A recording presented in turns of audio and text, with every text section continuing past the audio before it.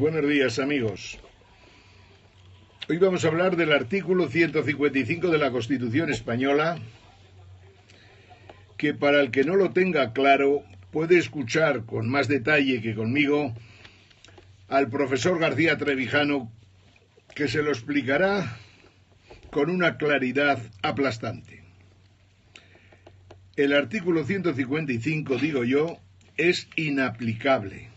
Y es inaplicable porque está mal redactado. Como dice García Trevijano, el artículo 155 se copió de la Constitución alemana, pero se copió mal, o mejor dicho, se tradujo mal. Y en realidad, un artículo que con el punto número 1, o sea, con el punto primero, podría haber servido, con el punto número 2, hace imposible la aplicación del punto número 1. Concretemos. El artículo 155 de la Constitución española dice que si una comunidad autónoma no cumpliere las obligaciones que la Constitución u otras leyes le impongan, o actuare de forma que atente gravemente al interés general de España, el Gobierno, previo requerimiento al presidente de la comunidad autónoma, y en el caso de no ser atendido con la aprobación por mayoría absoluta del Senado, podrá adoptar las medidas necesarias para obligar a aquella al cumplimiento forzoso de dichas obligaciones o para la protección del mencionado interés general. Este punto era claro y podía haberse quedado ahí, por lo menos queda perfectamente definido lo que hay que hacer cuando una comunidad autónoma no cumple. Ahora bien, como añadieron un punto número 2 que dice, para la ejecución de las medidas previstas en el apartado anterior, o sea, el número 1, el Gobierno podrá dar instrucciones a todas las autoridades de las comunidades autónomas, nos quedamos completamente en el aire. El Gobierno podrá dar instrucciones. ¿A quién? En realidad dice a todas las autoridades de las comunidades autónomas. Especificando un poco lo que quiere decir eso, las autoridades de las comunidades autónomas, podríamos considerar que las autoridades máximas de las comunidades autónomas, que son sus presidentes, serían a los que el presidente del gobierno español daría instrucciones. O, quien dice el presidente, el gobierno en su conjunto. Pero claro, ¿qué es esto de dar instrucciones? Porque dar instrucciones no quiere decir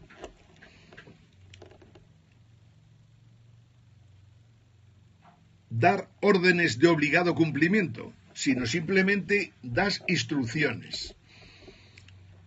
Y cuando das instrucciones, estas se pueden cumplir o no cumplir. Y podemos dar por hecho que si una comunidad autónoma discrepa completamente con el gobierno, cual es el caso de Cataluña, está clarísimo que las instrucciones que le den a Puigdemont las interpretará como considere necesario. Por lo tanto, el artículo 155 es inviable y tenemos un problema muy serio, como tantos otros en esta Constitución, que no se hizo precisamente con una elaboración propia, sino copiando de otras constituciones europeas, fundamentalmente las constituciones italiana y alemana.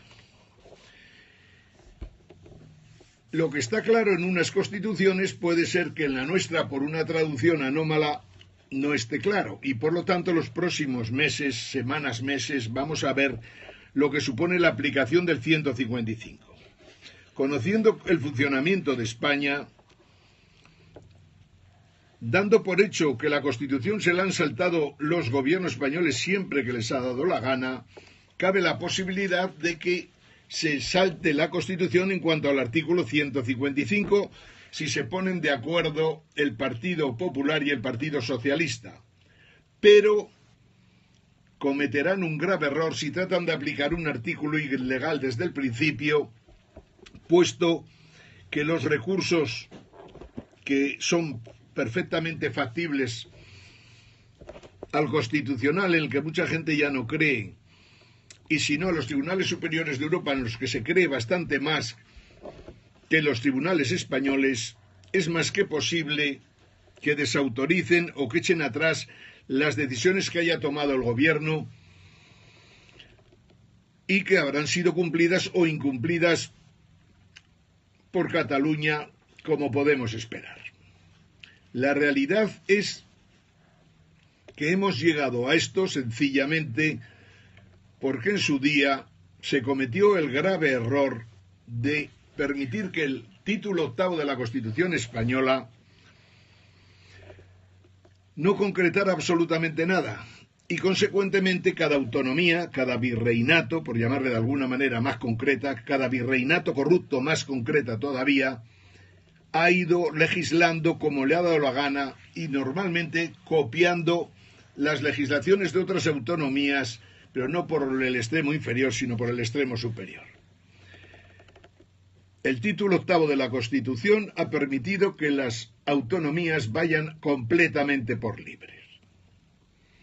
Y tenemos entonces un problema muy serio porque reformar la Constitución no es precisamente fácil en España. Es tan rígida la Constitución española, requiere unas exigencias tan estrictas de mayorías y de pasos, digamos, ratificados en referéndum que hay que dar, que es prácticamente imposible reformar la Constitución española. Las 2 o 3 veces que se ha reformado ha sido porque ha habido entendimiento entre los dos partidos de la partidocracia española, pero también sería discutible exactamente lo que hicieron y cómo lo hicieron. Pero lo que está claro es que en estos momentos reformar la Constitución es algo muy difícil, por más buena voluntad que pueda tener el Partido Socialista en estos momentos, que también es discutible. Ergo, hoy, 18 de octubre, nos encontramos con que Puigdemont no va a contestar o va a contestar lo que le dé la gana al gobierno, porque es consciente de que el artículo 155 de la Constitución española no puede aplicarse ni a Cataluña ni a ninguna de las autonomías. Quiere decir que hay que hablar, que hay que negociar, que hay que sentarse a discutir el cómo evitamos que Cataluña siga encelada en su planteamiento de independizarse de España. Porque la realidad es que España no se puede permitir el lujo de que Cataluña se independice. Y por lo tanto hay que encontrar la manera de llegar a un entendimiento que defienda los intereses generales tanto de los españoles como de los catalanes. Esta es la jodida realidad en la que nos encontramos y que va a presentar grandes dificultades porque el Partido Popular hace mucho tiempo que no tiene las ideas claras, hace tiempo que se enfundó en un inmovilismo que le imposibilita gobernar y, lo que es peor, ha aparecido un partido llamado Ciudadanos que ha pasado completamente por la derecha al Partido Popular y parece heredero de las huestes de la falange de Primo de Rivera. Es inevitable que en España hay que reformar la Constitución, no. Es inevitable que hay que acudir a abrir un proceso constituyente. Sencillamente porque es imposible reformar la Constitución con las normas que existen en la misma. Abrir un proceso constituyente no sería absolutamente nada extraño. Abrir un proceso constituyente en España no sería nada extraño, porque todas las constituciones han muerto precisamente por inamovibles y no ha quedado más remedio que elaborar otra constitución nueva. España tiene una serie de problemas graves dentro de la Constitución. Uno, si el pueblo español quiere monarquía o quiere república. Y queriendo república, ¿qué tipo de república quiere? Un artículo importantísimo en la Constitución que el PP y Ciudadanos, e incluso el PSOE, tendría que hacer un gran esfuerzo para poder modificarlo en una nueva Constitución. El otro gran problema que tenemos en España es el Poder Judicial. El Poder Judicial se ha demostrado ya por activa y por pasiva que no es independiente. Todo surgió, el primer paso se dio cuando el Tribunal Supremo en su día, a instancias de Felipe González, dictó una sentencia contra Ruiz Mateos que era completamente ilegal. Ya no ilegítima, sino ilegal. A partir de ahí, la justicia española dejó de tener la menor posibilidad de ser independiente. La ley orgánica del Consejo General del Poder Judicial hizo el resto. También en época de Felipe González, tratando de esquivar los problemas que tenía con la creación del GAL. O sea, se trata de disponer de un poder judicial que, como poco, salve la cabeza de los políticos por muchas barbaridades que hayan hecho en el ejercicio de sus funciones. Y no solo los políticos, porque como todas las constituciones que pretenden ser constituciones democrático-liberales, en realidad están defendiendo los intereses de unas capas sociales que en el fondo son las mismas que controlaban España en tiempos de la dictadura. Es decir, el poder judicial en España no es un poder constitucional independiente, sencillamente porque los jueces son nombrados por los partidos políticos, de una manera indirecta, pero son nombrados por los partidos políticos. Las actuaciones del presidente del Consejo General del Poder Judicial actual, a lo largo del tiempo que lleva en el ejercicio de su puesto, a pesar de lo que dice, demuestran clarísimamente que la justicia en España no es independiente. Los que hemos vivido y que hemos denunciado al Consejo General del Poder Judicial, por ejemplo, las actuaciones de empresarios como Florentino Pérez Rodríguez y otros, o como políticos del Partido Popular, del Partido Socialista y otros, hasta el punto de que no puede haber igualdad ante los jueces cuando una de las partes tiene que ver con el mundo de la política, de la economía o bien de la banca, nos encontramos que precisamente los temas más importantes que se deciden en el país están llevados a cabo y dirigidos por esas personas que cuando tienen que sentarse ante un tribunal tienen unos privilegios que no tienen los demás ciudadanos. Y esto es algo que es inevitable. Es cierto que hay jueces en los pueblos de España que actúan con independencia, con escasez de medios y tratando de hacer lo mejor que pueden sus funciones. Pero en el momento que surge un problema serio, en el momento que un alcalde del Partido Popular, un presidente de Diputación del Partido Popular, un exministro del Partido Socialista e incluso gente de otros partidos de Convergencia y Unió, el Partido Nacionalista Vasco y otros muchos, en el momento que uno de estos personajes tiene que ser procesado y procesado justamente, como sería lo propio, nos encontramos ante un problema muy serio porque ahí los jueces no tienen capacidad de maniobra suficiente para poder ejercer la justicia de forma independiente. Luego, lo más importante de las reformas, o mejor dicho, de la nueva Constitución que se llevará adelante en España, es conseguir un poder judicial constitucional independiente en el que los jueces deberían funcionar de tal manera que entre ellos eligieran sus órganos superiores y, por descontado, el Poder Judicial dispusiera de un presupuesto que le permitiera obrar con independencia. La existencia de 17 autonomías, 17 comunidades autónomas y 2 ciudades autónomas hace completamente imposible en estos momentos una reforma con la que estuvieran de acuerdo los titulares actuales de las comunidades autónomas. Y es por lo que no nos queda más remedio que, si queremos conseguir algo fundamental en el Estado de Derecho, que es una justicia independiente, que tengamos que abrir un proceso constituyente que tenga como principal objetivo, entre otros, un poder judicial constitucional independiente completamente del poder legislativo y del poder ejecutivo.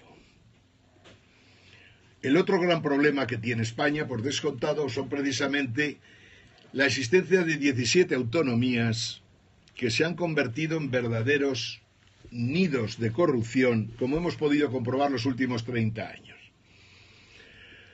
Cuando hasta el propio Tribunal de Cuentas dice que en España, precisamente por la facilidad que hay ejercer de corrupto en la administración de la cosa pública, que eso provoca más o menos unas pérdidas para el Estado español de 40.000 millones de euros al año, nos quiere decir esto que no podemos seguir funcionando como se está haciendo hasta este momento. Si la justicia no es independiente, la justicia tendrá serias dificultades para poder acabar con la corrupción. Y si no acabamos con la corrupción, este país no tiene ninguna solución. Decíamos, pues, poder judicial, monarquía o república, poder judicial independiente, Estado de las autonomías no puede seguir así, y por lo tanto da la impresión, aunque solo sea porque la viabilidad del Estado de las autonomías es imposible, no es casualidad que durante la crisis de 2007 hasta ahora ha sido imposible bajar el déficit español del 3%, y esto no es por casualidad, sino sencillamente porque es completamente imposible llevar los déficits a cero.